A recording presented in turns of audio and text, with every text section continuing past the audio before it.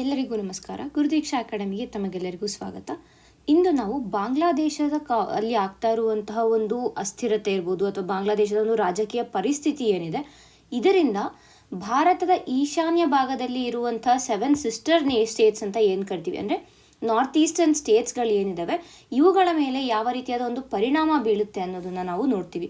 So ಅಲ್ಲಿ be a very short video, ಒಂದು 10-12 ನಿಮಿಷದ ವಿಡಿಯೋ ಮಾತ್ರ ಆಗಿರುತ್ತೆ. ಸೊ ನಮಗೆ ಒಂದು ಟಾಪಿಕ್ ಮೇಲೆ ಕಂಪ್ಲೀಟ್ ಅನಾಲಿಸಿಸ್ ಅನ್ನು ಕೊಡುವಂಥ ಒಂದು ಸಣ್ಣ ವಿಡಿಯೋ ಇದಾಗಿರುತ್ತೆ. ಈಗ ನಾವು ಮೊದಲಿಗೆ ಈ ಇಶ್ಯೂ ಬಗ್ಗೆ ಏನು ಎಲ್ಲ ಪ್ರತಿಯೊಂದು ವಿಷಯಗಳನ್ನು ತಿಳ್ಕೊಳ್ತಾ ಹೋಗೋಣ. ಮೊದಲಿಗೆ ನಮಗೆ ಬಾಂಗ್ಲಾದೇಶದಲ್ಲಿ ಏನಾಗ್ತಾ ಇದೆ, ಏನು ಇಶ್ಯೂ ಅನ್ನೋದನ್ನ ತಿಳ್ಕೊಬೇಕು. ಒಂದು ಪೊಲಿಟಿಕಲ್ ಅನ್ಸ್ಟೆಬಿಲಿಟಿ. ಏನು ಪೊಲಿಟಿಕಲ್ ಇನ್ಸ್ಟೆಬಿಲಿಟಿ ಅಂತ ಬಂದರೆ ಅಂತಂದರೆ, ಒಂದು ಈ ರೆಜಿಮ್ ಚೇಂಜ್ ಆಗ್ತಾ ಇದೆ. ಪೊಲಿಟಿಕಲ್ ರೆಜಿಮ್ ಏನಿದೆ ಅದು ಚೇಂಜ್ ಆಗ್ತಾ ಇದೆ. ಈಗ ಫಾರ್ ಎಕ್ಸಾಂಪಲ್ 2024-2025 ಸ್ಟಾರ್ಟಿಂಗ್ ಮಿಡ್ಡಲ್ಲಿ ಈ ಒಂದು ಟೈಮಲ್ಲಿ ನಾವು ನೋಡಿದಾಗ ಏನಾಯಿತು ಅಂತಂದರೆ, ಅಲ್ಲಿ ಶೇಖ್ ಹಸೀನಾ ಅವರ ಒಂದು ಸರ್ಕಾರ ಸರಿ ಇಲ್ಲ, ಅವರು ಎಲೆಕ್ಷನ್ಸನ್ನು ರಿಗ್ ಮಾಡ್ತಾ ಇದ್ದಾರೆ ಅನ್ನುವಂಥ ಒಂದು ಆಪಾದನೆಯನ್ನು ಕಂಡು ಬಂತು. ಅದಾದಮೇಲೆ ಬಾಂಗ್ಲಾದೇಶದ ಆರ್ಥಿಕ ಪರಿಸ್ಥಿತಿ ಕುಗ್ಗುತ್ತಾ ಹೋಗೋದಕ್ಕೆ ಸ್ಟಾರ್ಟ್ ಆಯಿತು. ಅಷ್ಟೇ ಅಲ್ದಿರ ಅಲ್ಲಿನ ಒಂದು ಯುವ ಜನರು ಏನಿದ್ರೆ ಅವರಿಗೆ ಅಲ್ಲಿ ಲಾಸ್ ಆಗ್ತಾ ಇತ್ತು. ಲಾಸ್ ಅಂತ ಬಂದಾಗ ಸರಿಯಾಗಿ ಜಾಬ್ಗಳು ಸಿಗದೆ ಇರೋದಿರ್ಬೋದು, ಇಲ್ಲ ಜಾಬ್ ಇದೆ ಅಂತಂದ್ರೆ ಅದು ಸರಿಯಾಗಿ ಪೇ ಮಾಡದೇ ಇರೋದಿರ್ಬೋದು, ಈ ರೀತಿಯಾದ ಪ್ರಾಬ್ಲಮ್ಗಳನ್ನು ಅನುಭವಿಸ್ತಾ ಇದ್ರು. ಅದು ಒಂದು ಕಡೆ ಏನು ಪೊಲಿಟಿಕಲ್ ಇನ್ಸ್ಟೆಬಿಲಿಟಿ ಇತ್ತು. ಪೊಲಿಟಿಕಲ್ ಇನ್ಸ್ಟೆಬಿಲಿಟಿ ಮತ್ತೆ ಜೊತೆಗೆ ಎಲೆಕ್ಷನ್ನ ಒಂದು ಅನ್ಸರ್ಟೆನಿಟಿ ಇಲ್ಲದೆ ಇರುವಂಥದ್ದು. ಓಕೆನಾ, ಅಂದರೆ ರೆಜಿಮ್ಗಳು ಚೇಂಜ್ ಆಗ್ತಾ ಇದೆ. ಅಂದರೆ ಆಗ ಶೇಖ್ ಹಸೀನಾ ಗೌರ್ಮೆಂಟ್ ಬಿತ್ತು, ಅದಾದ್ಮೇಲೆ ಮೊಹಮ್ಮದ್ ಯೂಸುಫ್ ಅವ್ರನ್ನ ಹಾಕಿದ್ರು, ಅದು ಅಂದರೆ ಟೆಂಪರರಿಯಾಗಿ ಇಟ್ಟಿದ್ರು. ಈಗ ಮತ್ತೆ ಎಲೆಕ್ಷನ್ ಅನ್ನು ಮಾಡಿ ಬಾಂಗ್ಲಾದೇಶ್ ನ್ಯಾಷನಲ್ ಪಾರ್ಟಿಯ ಮತ್ತೊಂದು ಕ್ಯಾಂಡಿಡೇಟ್ ಈಗ ಬಾಂಗ್ಲಾದೇಶಕ್ಕೆ ಎಲೆಕ್ಟ್ ಆಗಿರುವಂಥದ್ದು. ಸೊ ಲೈಕ್ ಲಾಸ್ಟ್ 1.5 ಇಯರ್ ಅನ್ನು ನೋಡಿದ್ರೆ ಅವರು ಆಲ್ಮೋಸ್ಟ್ 3 ರೆಜಿಮ್ ಚೇಂಜ್ ಆಗಿದೆ. 3 ಜನ ಆ ಒಂದು ಲೀಡರ್ಶಿಪ್ ಅನ್ನು ತಗೊಂಡು ಬಿಟ್ಟು ಹೋಗಿದ್ದಾರೆ. ಸೊ ಈ ರೀತಿಯಾಗಿ ಅನ್ಸರ್ಟೆನಿಟಿಗಳಾಗ್ತಾ ಇರುವಂಥದ್ದು. ಎರಡನೇದಾಗಿ ನೋಡಿದಾಗ ಇದರಿಂದ ಎಕನಾಮಿಕ್ ಸ್ಟ್ರೆಸ್ ಕೂಡ ಹೆಚ್ಚಾಗ್ತದೆ. ಎಕನಾಮಿಕ್ ಸ್ಟ್ರೆಸ್ ಅಥವಾ ಆರ್ಥಿಕ ಪರಿಸ್ಥಿತಿ ಯಾಕೆ ಕುಗ್ತಾ ಇದೆ ಅಂದರೆ, ಒಂದು ಕಡೆ ಬಾಂಗ್ಲಾದೇಶ ತಗೊಂಡಿರುವಂಥ ಲೋನ್ಗಳನ್ನು ತೀರ್ಸೋಕ್ಕಾಗ್ತಾ ಇಲ್ಲ. ತದನಂತರ ಆ ಬಾಂಗ್ಲಾದೇಶದ ರೂಪಾಯಿ ಏನಿದೆ ಆ ರೂಪಾಯಿ ಡಾಲರ್ ಎದುರುಗಡೆ ಕುಸಿತಾ ಇದೆ. ಸೊ ಇದೆರಡು ಆಗ್ತಾ ಇದ್ದಾಗ ಏನಾಗುತ್ತೆ, ಇನ್ಫ್ಲೇಷನ್ ಜಾಸ್ತಿ ಆಗುತ್ತೆ, ಕರೆಕ್ಟ್ ಅಲ್ಲೂ ಹಣದುಬ್ಬರ ಆಗುತ್ತೆ. ಸೊ ಇದೆಲ್ಲ ಅದರಿಂದ ಕೂಡ ಒಂದು ಎಕನಾಮಿಕ್ ಸ್ಟ್ರೆಸ್ಸನ್ನು ನೋಡ್ತಾ ಇರೋದಿರ್ಬೋದು. ಮತ್ತು ಇನ್ನೊಂದು ಪ್ರಾಬ್ಲಮ್ ಏನು ಅಂತಂದರೆ ರ್ಯಾಡಿಕಲೈಸೇಷನ್ ಆಗ್ತಾ ಇದೆ, ಅಲ್ಲಿ ಇಸ್ಲಾಮಿಕ್ ರ್ಯಾಡಿಕಲೈಸೇಷನ್ ಮಾಡ್ತಾ ಇದ್ದಾರೆ. ಸೊ ಈ 3 ಮುಖ್ಯವಾದ ಪ್ರಾಬ್ಲಮ್ಗಳಿಂದ ಏನಾಗ್ತಾ ಇದೆ ಅಂತಾರೆ, ಭಾರತದ ಒಂದು ಈಶಾನ್ಯ ಭಾಗಕ್ಕೆ ಕೂಡ ಇದು ಏನಂತೀವಿ ಅಫೆಕ್ಟ್ ಮಾಡ್ಬೋದು. ಯಾಕೆ ಅಂತಂದರೆ ಇಲ್ಲಿ ನೋಡಿ ಬಾಂಗ್ಲಾದೇಶದ ಒಂದು ಗಡಿಯನ್ನು ನಾವು ನೋಡಿದ್ರೆ ಈ ನಾರ್ತ್ ಈಸ್ಟ್ಗೆ ಅದು ಕನೆಕ್ಟ್ ಆಗಿದೆ. ನಾರ್ತ್ ಈಸ್ಟ್ನ ಸುಮಾರು 5 ರಾಜ್ಯಗಳಿಗೆ ಇದು ಕನೆಕ್ಟ್ ಆಗಿರುವಂಥದ್ದು. ಸೊ ಅದರಿಂದ ಪ್ರಾಬ್ಲಮ್ ಆಗುತ್ತೆ. ಓವರ್ ಆಲ್ ಆಗಿ ನೋಡಿದಾಗ ಭಾರತದ ಒಂದು ಸೆಕ್ಯೂರಿಟಿ ಇಶ್ಯೂ, ಭದ್ರತೆ ಇಶ್ಯೂ ಇರ್ಬೋದು, ಆರ್ಥಿಕ ಪರಿಸ್ಥಿತಿ ಇರ್ಬೋದು, ಇಲ್ಲ ಜಿಯೋ ಪೊಲಿಟಿಕಲ್ ಡೈಮೆನ್ಷನ್ ಅಲ್ಲಿ ನೋಡಿದ್ರು ಕೂಡ ಬಾಂಗ್ಲಾದೇಶದಲ್ಲಿ ಏನೇ ಆದರೂ ಅದು ಭಾರತದ ಈಶಾನ್ಯ ರಾಜ್ಯಗಳ ಮೇಲೆ ನೇರವಾಗಿನೇ ಪರಿಣಾಮ ಬೀರ್ತಾ ಇದೆ ಅನ್ನೋದನ್ನ ನಾವು ಅರ್ಥ ಮಾಡ್ಕೋಬೇಕಾಗತ್ತೆ. ಈಗ ನಾವು ನೋಡೋದಾದ್ರೆ ಭಾರತಕ್ಕೆ ಬಾಂಗ್ಲಾದೇಶ ಯಾಕೆ ಬೇಕು ಅನ್ನೋದು ಇಲ್ಲಿ ಕ್ವೆಶನ್ ಆಗುತ್ತೆ. ಮೊದಲಿಗೆ ನಾವು ನೋಡಿದ್ರೆ ಭಾರತ ಮತ್ತು ಬಾಂಗ್ಲಾದೇಶಗಳ ನಡುವೆ ಸುಮಾರು 4,000 ಕಿಲೋಮೀಟರ್ ಅಷ್ಟು ಬಾರ್ಡರ್ ಅನ್ನ ಇರೋದನ್ನ ನೋಡ್ತಾ ಇದ್ವಿ. So and also one of the largest land border ಇರುವಂಥದ್ದು. ಲಾರ್ಜೆಸ್ಟ್ ಲ್ಯಾಂಡ್ ಬಾರ್ಡರ್ ಭಾರತ ಯಾವ ಒಂದು ದೇಶದೊಂದಿಗೆ ಹೊಂದಿದೆ ಅಂದರೆ ಬಾಂಗ್ಲಾದೇಶದೊಂದಿಗೆ ಹೊಂದಿದೆ. So it is approximately 4,000 kilometres. ಇದು ಒಂದು ಪಾಯಿಂಟ್. ಸೊ ಹಾಗಾಗಿ ಬಾಂಗ್ಲಾದೇಶ ಭಾರತಕ್ಕೆ ಇಂಪಾರ್ಟೆಂಟ್ ಆಗುತ್ತೆ.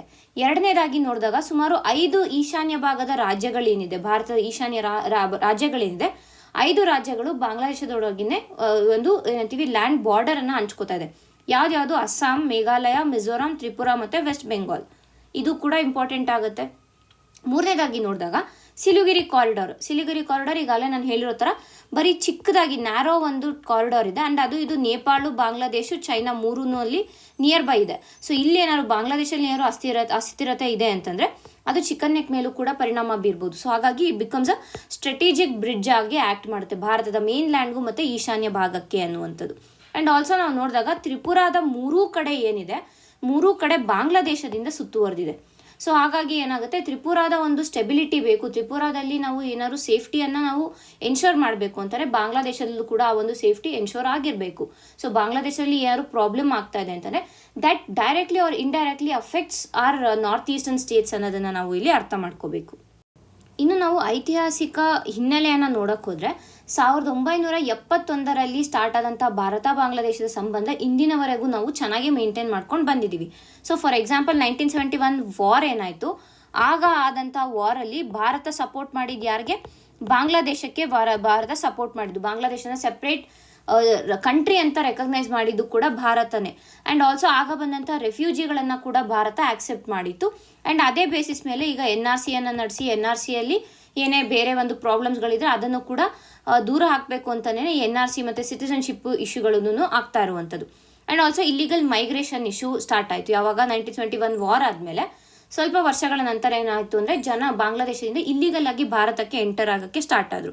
ಸೊ ಇದರಿಂದ ಏನಾಯಿತು ಅಂದರೆ ಈಶಾನ್ಯ ಭಾರತದಲ್ಲಿ ಜನಸಂಖ್ಯೆಕ ಒಂದು ಬದಲಾವಣೆಯನ್ನು ನೋಡ್ಬೋದಾಯಿತು. ಜನಸಂಖ್ಯೆದ ಒಂದು ಬದಲಾವಣೆ, ಅಲ್ಲಿ ಲೋಕಲ್ ಪೀಪಲ್ ಏನು ಲೋಕಲ್ನ ಒಂದು ಜನರೇಂದರೆ ಅವರಿಗೆ ಇಲ್ಲಿ ಪ್ರಾಬ್ಲಮ್ ಆಗೋದಕ್ಕೆ ಸ್ಟಾರ್ಟ್ ಆಯಿತು. ಯಾಕೆಂದರೆ ಬಾಂಗ್ಲಾದೇಶದಿಂದ ಬಂದಂಥವ್ರು ಚೀಪ್ ಲೇಬರನ್ನು ಕೊಡೋದಿರ್ಬೋದು, ಇಲ್ಲ ಅಂತಂದರೆ ಬೇರೆ ರೀತಿಯಾಗಿ ಅವರು ಎಕಾನಮಿಗೆ ಕಾಂಟ್ರಿಬ್ಯೂಟ್ ಮಾಡೋಕ್ಕೆ ಸ್ಟಾರ್ಟ್ ಮಾಡಿದ್ರು. ಸೊ ಅದರಿಂದ ಏನಾಯಿತು ಅಂತಂದರೆ ಅಲ್ಲಿರುವಂಥ ಲೋಕಲ್ಗಳಿಗೆ ಇದು ಅಫೆಕ್ಟ್ ಆಗೋಕ್ಕೆ ಸ್ಟಾರ್ಟ್ ಆಯಿತು. ಅಷ್ಟೇ ಅಲ್ಲದೆ ಅಸ್ಸಾಂ ಮೂವ್ಮೆಂಟ್ ಇರ್ಬೋದು, ಇನ್ಸರ್ಜೆನ್ಸಿಗಳಿಗೆ ಸಪೋರ್ಟ್ ಸಿಗೋದಿರ್ಬೋದು, ಇದೆಲ್ಲ ಕೂಡ ಸ್ಟಾರ್ಟ್ ಆಗಿದೆ. ಈಗ ಪ್ರೆಸೆಂಟ್ ಇಶ್ಯೂ ನಾವು ನೋಡಿದ್ರೆ ಒಂದು NRC ಇಶ್ಯೂ ಇದೆ, ಒಂದು ಸಿಟಿಸನ್ಶಿಪ್ ಇಶ್ಯೂ ಇದೆ. ಅಷ್ಟೇ ಅಲ್ಲದೆ ಡ್ರಗ್ಸ್ ಆ್ಯಂಡ್ ಆರ್ಮ್ಸ್ ಟ್ರಾಫಿಕಿಂಗ್ ಏನಾಗ್ತಾ ಇದೆ ಅದು ಕೂಡ ಒಂದು ಇಶ್ಯೂ ಆಗಿದೆ ಭಾರತ ಮತ್ತು ಬಾಂಗ್ಲಾದೇಶದ ನಡುವೆ ಅಂತ ಹೇಳ್ಬೋದು. ಅಂದರೆ ಬಾಂಗ್ಲಾದೇಶದಿಂದ ಇಷ್ಟೆಲ್ಲ ಪ್ರಾಬ್ಲಮ್ಗಳು ಭಾರತದ ಈಶಾನ್ಯ ಭಾಗಕ್ಕೆ ಆಗ್ತಾ ಇದೆ ಅನ್ನೋದನ್ನು ನಾವು ಅರ್ಥ ಮಾಡ್ಕೋಬೇಕು.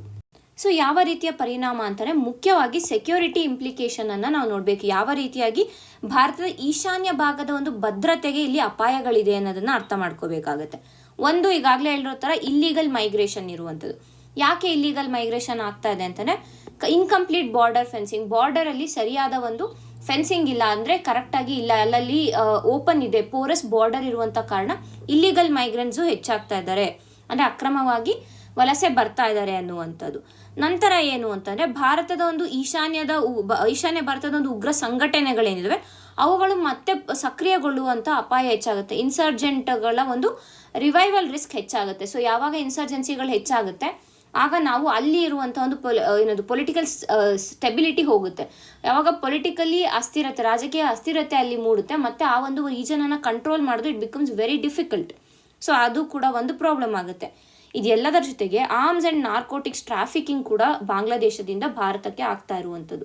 ಅಂದರೆ ಶಸ್ತ್ರಾಸ್ತ್ರಗಳಿರ್ಬೋದು, ಇಲ್ಲ ಮಾದಕ ವಸ್ತುಗಳ ಸಾಗಣೆ ಮಾರ್ಗವಾಗಿ ಇದನ್ನು ಬಳಸ್ತಾ ಇದ್ದಾರೆ ಅಂತ. ಯಾಕೆ ಅಂತಂದರೆ ಇದನ್ನು ನಾವು ನೋಡಿದ್ರೆ ಇಲ್ಲಿ ಬಾಂಗ್ಲಾದೇಶ ಭಾರತ ಇದೆ, ಕರೆಕ್ಟ್ ಅಲ್ವಾ? ಸೊ ಇಲ್ಲಿ ಬಾಂಗ್ಲಾದೇಶ, ಇಲ್ಲಿ ಭಾರತ ಇದೆ ಅಂತಂದರೆ ಇದು ನಿಯರ್ ಬೈ ಗೋಲ್ಡನ್ ಟ್ರಯಾಂಗಲ್ ಇದೆ. ಗೋಲ್ಡನ್ ಟ್ರಯಾಂಗಲ್ ಅಂತಂದರೆ ಮಯನ್ಮಾರು, ಲಾವೋಸ್, ಥೈಲ್ಯಾಂಡ್, ಈ ಮೂರೂ ದೇಶಗಳನ್ನು ನಾವು ಗೋಲ್ಡನ್ ಟ್ರಯಾಂಗಲ್ ಅಂತ ಕರಿತೀವಿ. ಯಾಕೆಂದರೆ ಇಲ್ಲಿ ಮಾದಕ ವಸ್ತುಗಳ ಒಂದು ಪ್ರೊಡಕ್ಷನ್, ಉತ್ಪಾದನೆ ಇರ್ಬೋದು, ಅಥವಾ ಅದರ ಒಂದು ಓಡಾಡಿಕೆ ಅಥವಾ ಒಡನಾಟ ಅಂದರೆ ಇದು ಈ ಒಂದು ರೀಜನಲ್ಲಿ ಹೆಚ್ಚಿದೆ. ಸೊ ಇಲ್ಲೇನಾಗುತ್ತೆ ಅಂತಂದರೆ ಇದರಿಂದ ಭಾರತಕ್ಕೆ ಬರುವಂಥ ಚಾನ್ಸ್ ಇದೆ. ಒಂದು ಡೈರೆಕ್ಟ್ ಮಯನ್ಮಾರಿಂದ ಡೈರೆಕ್ಟಾಗಿ ಬರ್ಬೋದು, ಇಲ್ಲ ಬಾಂಗ್ಲಾದೇಶ್ ಥ್ರೂ ಬರ್ಬೋದು. ಸೊ ಇದರಿಂದ ಕೂಡ ಟ್ರಾಫಿಕಿಂಗ್ ಆಗ್ತಾ ಇರುವಂಥದ್ದು. ಇದೆಲ್ಲದರ ಜೊತೆಗೆ ಒಂದು ಏನು ರ್ಯಾಡಿಕಲೈಸೇಷನ್ ಈಗಾಗಲೇ ನಾನು ಹೇಳಿದ್ದೀನಿ, ಆ ರ್ಯಾಡಿಕಲೈಸೇಷನ್ನ ಒಂದು ಇಶ್ಯೂ ಕೂಡ ನಾವು ಇಲ್ಲಿ ನೋಡ್ಬೋದಾಗುತ್ತೆ. ಸೊ ಇದು ವಿತ್ ರೆಸ್ಪೆಕ್ಟ್ ಟು ಸೆಕ್ಯೂರಿಟಿ, ಯಾವ ರೀತಿಯಾಗಿ ಭಾರತದ ಈಶಾನ್ಯ ಭಾಗಕ್ಕೆ ಬಾಂಗ್ಲಾದೇಶದ ಒಂದು ಕಂಡೀಷನ್ ಇದು ಮಾಡ್ತಾ ಇದೆ, ಪರಿಣಾಮ ಬೀರ್ತಾ ಇದೆ ಅಂತ. ಈಗ ನಾವು ನೆಕ್ಸ್ಟ್ ಏನು ನೋಡ್ತೀವಿ ಅಂತಂದರೆ ಆರ್ಥಿಕವಾಗಿ ಯಾವ ರೀತಿಯಾಗಿ ಪರಿಣಾಮವನ್ನು ಬೀರುತ್ತೆ ಅನ್ನೋದನ್ನು ನೋಡೋಣ. ಮೊದಲಿಗೆ ಎಕನಾಮಿಕ್ ಕನೆಕ್ಟಿವಿಟಿ ಒಂದು ಏನಿದೆ ಅಂದರೆ ಆರ್ಥಿಕವಾಗಿ ನೋಡಿದಾಗ ಮುಖ್ಯವಾಗಿ ಇಲ್ಲಿ ಕನೆಕ್ಟಿವಿಟಿ ಇಶ್ಯೂ ಬರುತ್ತೆ. ಯಾಕೆ ಅಂತಂದರೆ ನಮ್ಮ ನಾರ್ತ್ ಈಸ್ಟನ್ನು ನಾವು ಇಲ್ಲಿ ನೋಡಿದ್ರೆ ಇದು ನಮ್ಮ ನಾರ್ತ್ ಈಸ್ಟ್ ಭಾಗ, ಕರೆಕ್ಟ್ ಅಲ್ವಾ? ಸೊ ಈ ಭಾಗವನ್ನು ನೋಡಿದ್ರೆ ಈಗಾಗಲೇ ನಾನು ಹೇಳಿರ್ತಾರೆ, ಈ ಸಿಲಿಗುರಿ ಕಾರಿಡರ್ನ ಬಿಟ್ಟು ನಮಗೆ ಬಾಂಗ್ಲಾದೇಶನೇ ಇರೋದು, ಕರೆಕ್ಟ್. ಅಂದರೆ ಎಸ್ಪೆಷಲಿ ತ್ರಿಪುರಾನ ನೋಡಿದ್ರೆ 3 ಸೈಡಿಂದನೂ ಬಾಂಗ್ಲಾದೇಶ ಕನೆಕ್ಟ್ ಆಗಿರುವಂಥದ್ದು, ಕರೆಕ್ಟ್ ಅಲ್ವಾ? ಸೊ ಈಗಿರೋದಕ್ಕೆ ಏನು ಮಾಡಿದ್ದಾರೆ ಅಂದರೆ ಹಿಸ್ಟಾರಿಕಲಿ ನಾವು ಬಾಂಗ್ಲಾದೇಶ್ಗೆ ಸಪೋರ್ಟ್ ಮಾಡಿದಂಥ ಕಾರಣ, 1971 ವಾರಲ್ಲಿ ಸಪೋರ್ಟ್ ಮಾಡಿದಂಥ ಕಾರಣ ಹಲವಾರು ಅಂದರೆ ಬಾಂಗ್ಲಾದೇಶ ಮತ್ತು ಇಂಡಿಯಾದ ಭಾರತದ ನಡುವೆ ಫ್ರೆಂಡ್ಶಿಪ್ ಟ್ರೀಟಿ ಥರ ಇತ್ತು. ಲೈಕ್ ಒಂದು ಫ್ರೆಂಡ್ಶಿಪ್ ಇತ್ತು ಅನ್ನೋದನ್ನು ನಾವು ಅರ್ಥ ಮಾಡ್ಕೋಬೇಕು. ಸೊ ಅದೇ ಒಂದು ಇದರಲ್ಲಿ ಬಾಂಗ್ಲಾದೇಶದ ಮೋಂಗ್ಲಾ ಪೋರ್ಟ್ ಮತ್ತು ಚತ್ತೋಗ್ರಾಮ್ ಪೋರ್ಟ್ ಏನಿದ್ದಾವೆ ಈ ಪೋರ್ಟ್ಗಳನ್ನು ಭಾರತ ಬಳಸ್ಕೋಬೋದಿತ್ತು. ಆ್ಯಂಡ್ ಇದೇ ಒಂದು ಬಂದರುಗಳನ್ನು, ಈ ಪೋರ್ಟ್ಗಳನ್ನು ಬಳಸುವ ಮುಖಾಂತರ ಏನು ಸರಕು ಸಾಗಣೆ ಆಗ್ತಾಯಿತ್ತು, ಈ ಒಂದು ಈಶಾನ್ಯ ಭಾಗಕ್ಕೆ ಆಗ್ತಾ ಇದ್ದಂಥ ಸರಕು ಸಾಗಣೆಯ ವೆಚ್ಚವನ್ನು ಸುಮಾರು 60-70% ಕಡಿಮೆ ಮಾಡೋಕ್ಕೆ ನಾವು ಇಲ್ಲಿ ಹೆಲ್ಪ್ ಮಾಡಿದೆ. ಸೊ ಈ ಒಂದು ಆಕ್ಸೆಸ್ ಏನು ಈ ಪೋರ್ಟ್ಗೆ ಸಿಕ್ಕಿದೆ, ಇದರಿಂದ ಸುಮಾರು 60-70% ನಮ್ಮ ಒಂದು ಏನಂತೀವಿ ರೆವೆನ್ಯೂ ಅಥವಾ ಟ್ರಾನ್ಸ್ಪೋರ್ಟ್ ಕಾಸ್ಟ್ ಕಡಿಮೆ ಆಗಿದೆ ಅನ್ನೋದನ್ನು ನಾವು ಇಲ್ಲಿ ಅರ್ಥ ಮಾಡ್ಕೋಬೇಕು.